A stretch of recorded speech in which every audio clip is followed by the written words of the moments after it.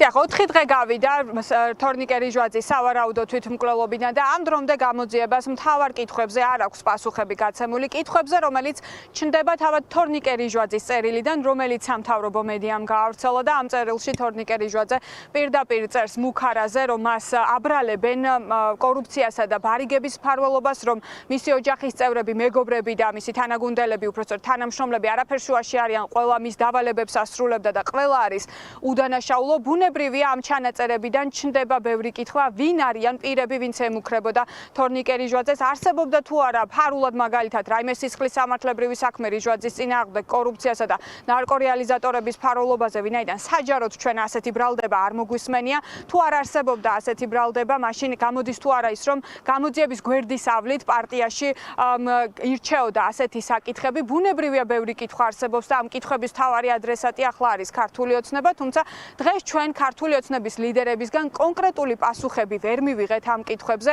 ქართული ოცნება ისევ იცილებს და ირიდებს ამ კითხვებს და ისევ მედიისკენ იშვერენ ხელს, რომ მედია თითქოს აბრალებს კონკრეტულ პოლიტიკოსებს რაღაცებს და მათ შორის ის, რომ მათთვის რთულია, ზოგადად პოლიტიკოსისთვის რთულია საჯარო ცხოვრება, ვინაიდან უწევთ ბრალდებების ატანა. თავად ვინ ემუქრებოდა თორნიკე რიჟვაძეს, ამ კითხვაზე მათ არ აქვთ კონკრეტული პასუხი. მაგალითად ირაკლი კობახიძე შევახსენეთ ჩვენ მისი სიტყვით გამოსვლა პარლამენტში, როდესაც მან თქვა კონკრეტულ ადამიანებზე, რომ ვიღაცებმა გადაწყვიტეს ფულის მოპარვა, ვიღაცებმა გადაწყვიტეს მაგალითად ნარკორეალიზატორების მფარველობა, გულისხმობდა თუ არა ის თორნიკე რიჟვაძეს მაგალითად ამ ჩამონათვალში, თუმცა როგორც თავად გვეუბნება, ის არ გულისხმობდა თორნიკე რიჟვაძეს და მას და მის მეგობრებს არანაირი პრეტენზია არ აქვთ თორნიკე რიჟვაძესთან. შეგვიძლია მოვისმინოთ ახლა ირაკლი კობახიძის და შალვა პაპუაშვილის განმარტებები.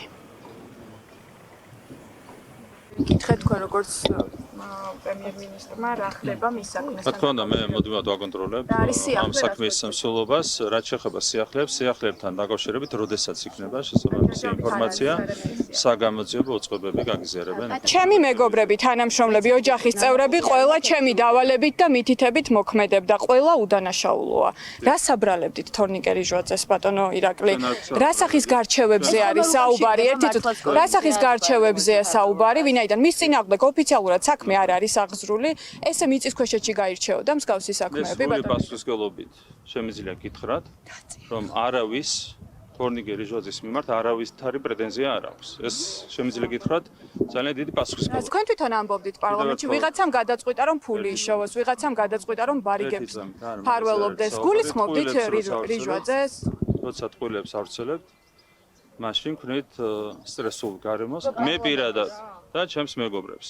პრეტენზიები, არავითარი პრეტენზიები არ აქვს თორნიკე რიჟვაძის მიმართ. რადგან გაუშვით მთელი მისი გუნდი თანამდებობა. რიჟვაძე თქვენი მეგობარია? ურთიერთობები მქონდა ბოლომდე, მათ შორის მას შემდეგაც, რაც მან დატოვა თანამდებობა, რამდენიმე შეხვედრა მქონდა, ძალიან თბილი შეხვედრები ყოველჯერს. მისი გუნდის წევრები რატო გაუშვით მაშინ ყველა აჭარაში, როგორც ვიცი, ყველამ დატოვა თანამდებობა თორნიკე რიჟვაძესთან ერთად.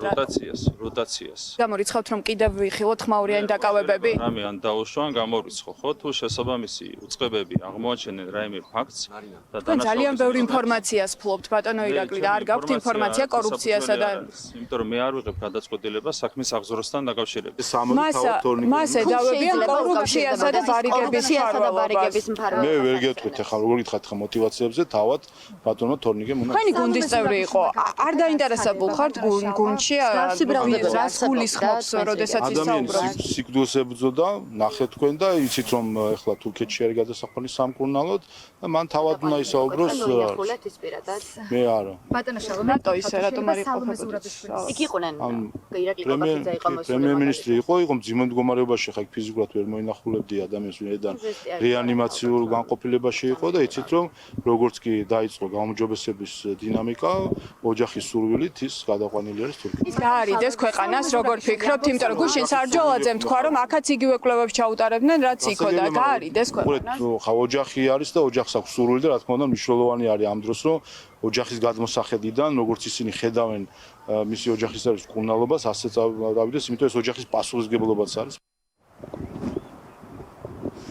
ძალიან საინტერესოდ ვითარდება ქართულ ოცნებაში ბოლო პერიოდში პროცესები. თორნიკე რიჯვაძე პირდაპირ მიუთითებს იმის შესახებ, რომ მას აბრალებდნენ კორუფციასა და ბარიგების მფარველობას. მანამდე ვნახეთ ხმაურიანი დაკავება რომეო მიქაუტაძის, რომელსაც გამოძიება პირდაპირ სდებს ბრალს კორუფციაში. გაგრძელდება თუ არა ეს სამართლებრივი პროცესები? დავინტერესდით კახა კალაძესთან, იქნება თუ არა მაგალითად თავად ამ სამართლებრივი პროცესების სამიზნე.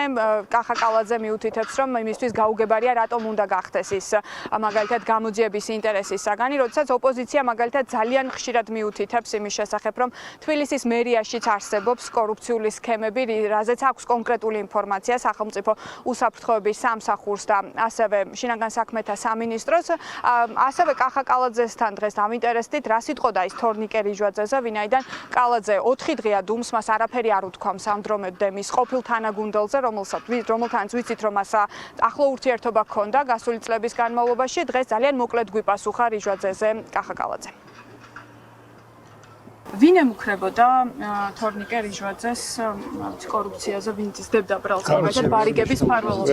ვერ გეტყვით, ყველაზე მთავარი და მნიშვნელოვანი არის დღეს თორნიკეს ჩამრთელობა, მინდა მას მალე გამიჯობოს. სამართლებრივი პროცესი. ეს არის ყველაზე მნიშვნელოვანი. სამართლებრივი პროცესი გაგრძელდება ბატონ კახა მაგალითად ელოდებით რომ ინფორმაცია არ მაქვს, კომენტარს რაც შეეხება მე გუშინ დავყენდი საქართველოში და კიდევ ერთხელ მინდა თორნიკეს მალე გამიჯამრთელება უსურვო და წარმატებები ყოველთვის. სამართლებრივი პროცესი გაგრძელდება, როგორ ფიქრობთ, თქვენ წინააღმდეგ მაგალითად, იმიტომ რომ აი ეს კითხვები პოლიტიკურ სპექტრში განსაკუთრებით მას შემდეგ გაჩნდა, რაც რომეო მიქაუტაძე დაკავეს, კი იცით რა ბრალდებითაც, აი ელოდებით რომ შემდეგი შესაძლოა მაგალითად თქვენ იყო. თავი დაანებეთ ამ ბინძურ კამპანიას, რომელშიც ჩართულია არა, პოლიტიკური სპექტრი და იმის სამართლებრივი პროცესის სამიზნე. თუნდაც გამოკითხვაზე დაგიბარონ. კიდევ ერთხელ ვიმეორებ, დაანებეთ თავი ამ ბინძურ კამპანიას. არ იქნებით.